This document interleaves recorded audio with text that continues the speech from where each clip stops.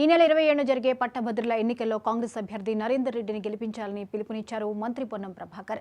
ప్రజాపాలన వచ్చిన తర్వాత తమ ప్రభుత్వం అనేక సంక్షేమ కార్యక్రమాలు చేపట్టిందన్నారు.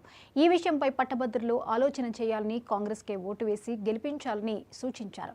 సిరిసిల్లలో బీఆర్ఎస్ పెండింగ్ పెట్టిన బకాయిలు తీర్చడంతో పాటు అక్కడ వారికి ఉపాధి కల్పించామన్నారు. వేములవాడలో ఆలయ అభివృద్ధి, నిత్య అన్నదాన సత్రంకు సీఎం నిధులు కేటాయించారన్నారు. మాకంటే ముందు భారతీయ జనతా పార్టీతో పొత్తున్నటువంటి ఆంధ్రప్రదేశ్ 11వ తారీఖు నాడు జివో ఇస్తే తెలంగాణ ప్రభుత్వం 15 నాడు ఇది అలా కొత్తగా ఇస్తలేదు. ఉమ్మడి రాష్ట్రం కంటే ముందు 30-40 ఏళ్ల నుంచి రంజాన్ మాసంలో వారికి ప్రత్యేకించి సమయం లోపల సెలవులు ఇస్తారు. దాన్ని కూడా మతపరం చేస్తారు. ఆఖరికి ఎన్నికలల్లా ఓట్ల కోసం రాముణ్ణి, మతాన్ని ప్రతిదీ వాడుకునే మీరు ఈ ఎన్నికల పట్టభద్రుల దగ్గర మీ ప్రభావం నడవదు. పట్టభద్రులు అభివృద్ధిని, పట్టభద్రులు ప్రజాస్వామ్యాన్ని, ప్రజాపాలనను తప్పకుండా ఆశీర్వదిస్తారు. కాంగ్రెస్ పార్టీకి ఓటేస్తారు. అందుకే తెలంగాణ వ్యాప్తంగా ఈ ఉత్తర తెలంగాణలో జరుగుతున్నటువంటి ఈ యొక్క పట్టభద్రుల ఎన్నిక తెలంగాణ ప్రభుత్వం గత 14 నెలలుగా తీసుకుంటున్న అనేక ప్రజాహిత నిర్ణయాలకు సంబంధించిన మీ అందరినీ అభ్యర్థిస్తూ ఉన్నాం. ముఖ్యంగా స్థానికంగా మేమందరం కూడా ప్రతి శాసనసభ్యుడు, పోటీ చేసిన అభ్యర్థి, ప్రతి నాయకుడు, కార్యకర్త ప్రజలతోటి కలిసి ప్రజా సమస్యలు పరిష్కరిస్తాం.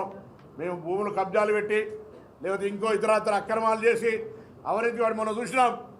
పాత నాయకులు విడిపోతే ఏ విధంగా ఎంత గలీజ్గా తిట్టుకున్నారో చూసినాం. మా దగ్గర అటువంటి పరిస్థితి. మేము తిడితే తప్పు, కానీ వాళ్ళు ఏ విధంగా ఆరోపణలు చేసుకున్నారో చూసినాం.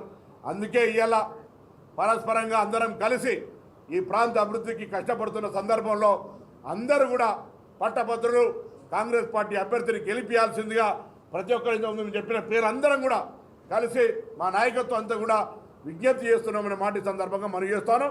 24వ తారీఖు నాడు సాయంత్రం ఎస్ఆర్ఆర్ డిగ్రీ కాలేజీలో జరిగేటువంటి పట్టభద్రుల సమావేశానికి ప్రతి కార్యకర్త ఒక ఓటరు, ఒక పట్టభద్రుని తీసుకొని ఆ సమావేశానికి రావాలి.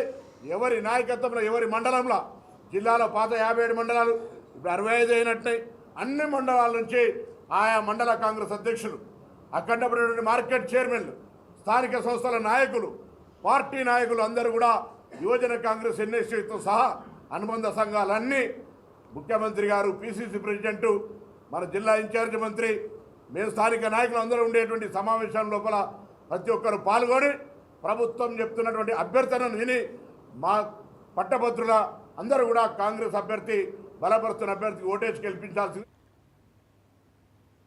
నిరుద్యోగ యువతీ యువకుల సమస్యలు పరిష్కారం కావాలంటే